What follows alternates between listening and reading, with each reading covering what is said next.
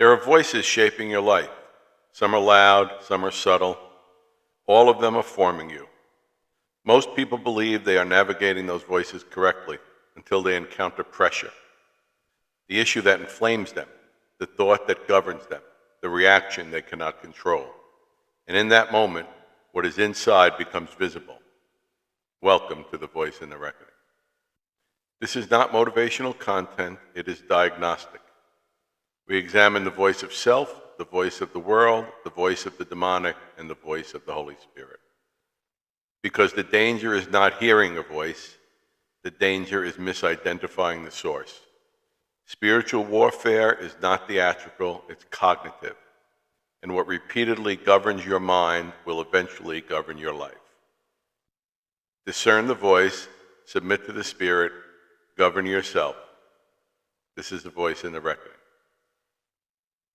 Episode 11, Integrity, the Hidden Life. There is a difference between being busy and being transformed.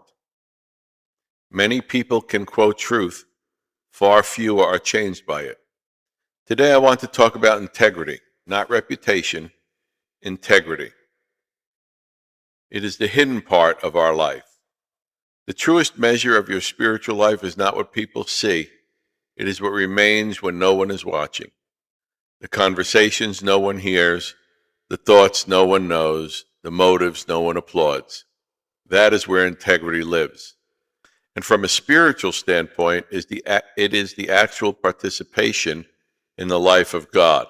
In my new book, The Hidden Reality, I speak about this fact. We human beings have two dimensions of participation. The first dimension is universal. Universal participation is human life. The second one is personal participation. Whether they want to include the attributes of God, like compassion, mercy, grace, love, and kindness. As we include these attributes in our life, we actually participate personally in the life of God. We become more godly, and we prepare for the transition out of this realm into the next realm. When our transition takes place, we will be in a new environment. If the person who makes that transition displays and has embedded these attributes and become a person of integrity, the environment will be an environment with God. If we ignore these attributes, the environment will be an environment without God. How do we manage ourselves concerning these attributes? Well, you know about the four voices: the voice of self, the voice of the world, the voice of the demonic, and the voice of the Holy Spirit. The voice of self protects our image. The voice of the world protects our appearance. The voice of the demonic imitates integrity. But the voice of the Holy Spirit is concerned with reality. The voice of the Holy Spirit will make you whole. Most of God's work is hidden. It goes on within the human being, and it manifests itself in a life of submission, surrender, and obedience.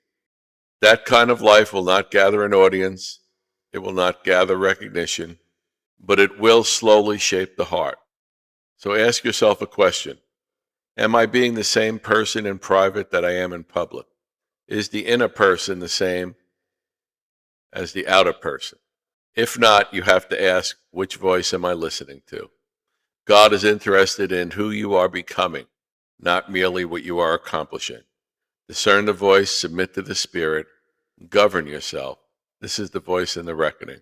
I'm John Diomede. The battle is rarely external first.